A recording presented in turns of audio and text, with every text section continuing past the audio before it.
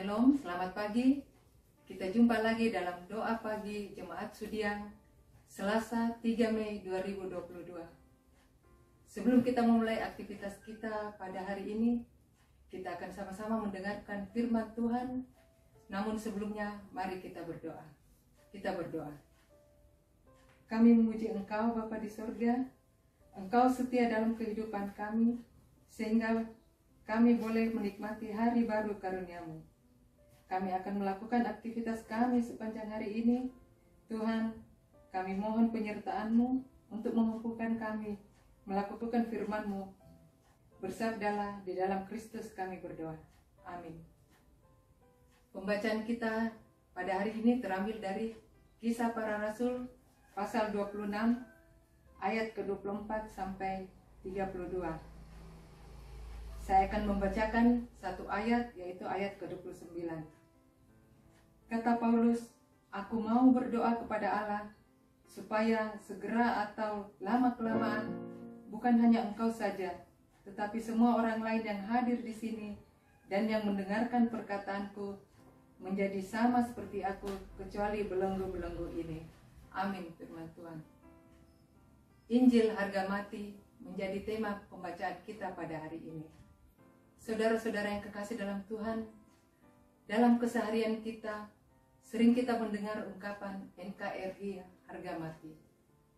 Kelompok nasionalis dan kita semua yang mencintai kemajemukan dan persatuan, serta Pancasila dan Undang-Undang Dasar 45, akan setia dan tegak lurus memperjuangkan negara kesatuan Republik Indonesia. NKRI akan dibela dan ditegakkan sampai akhir hayat, karena NKRI adalah harga mati. Paulus dalam penginjilannya menjunjung tinggi dan tegak lurus tentang keselamatan nama Yesus.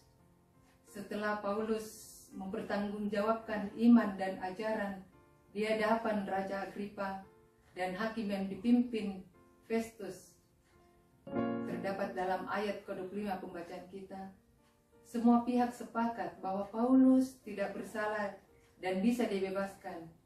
Tetapi karena Paulus sudah naik banding ke Roma, dalam ayat ke-31 dan 32 pembacaan kita, maka perkaranya tetap dilanjutkan ke Roma. Paulus menjadikan pengadilan sebagai sarana pekabaran Injil, dan Raja Agripa sendiri menyatakan bahwa beliau hampir diyakinkan Paulus menjadi orang Kristen. Pada ayat yang ke-28 dari pembacaan kita tadi.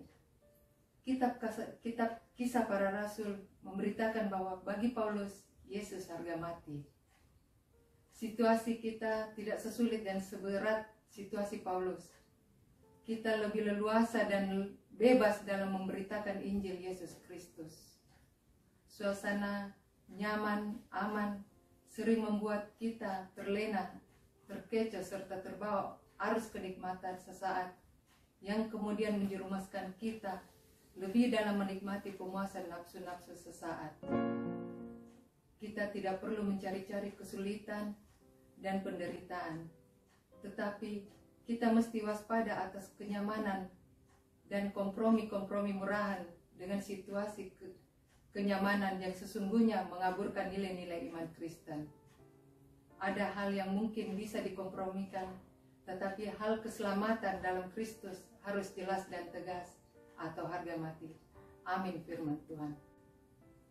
Saudara-saudara yang kekasih, mari kita berdoa.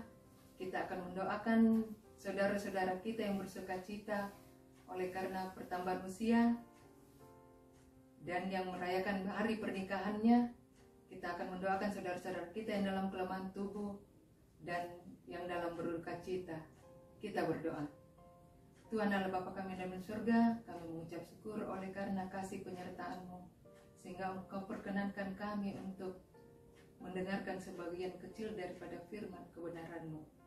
Biarlah firman-Mu itu mengajarkan kami Bapa untuk berbuat seperti Paulus ya Bapa, dimanapun dan situasi apapun kami dapat memberitakan Injil-Mu.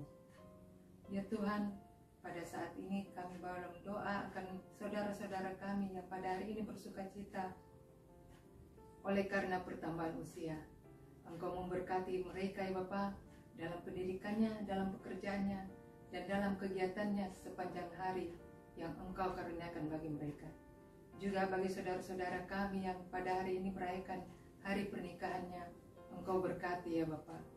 Biarlah Engkau berkati mereka dalam kehidupan rumah tangga mereka yang Engkau karuniakan bagi mereka. Pada saat ini juga Bapa, kami bawa dalam doa bagi saudara-saudara kami yang dalam kelemahan tubuh. Engkau datang menjamah mereka Bapa, oleh bilur-bilur Bapa, Engkau sembuhkan mereka. Berkati tangan-tangan yang merawat mereka, berkati obat, makanan, dan minuman yang mereka konsumsi, agar melalui semua itu Bapa, mereka hanya memperoleh kesembuhan daripada-Mu saja. Juga bagi saudara-saudara kami yang pada hari ini, pada saat ini berduka cita ya Bapa, Engkau datang kunjungi mereka ya Bapa, Engkau hiburkan mereka, kuatkan mereka dalam menghadapi duka cita ini ya Bapa.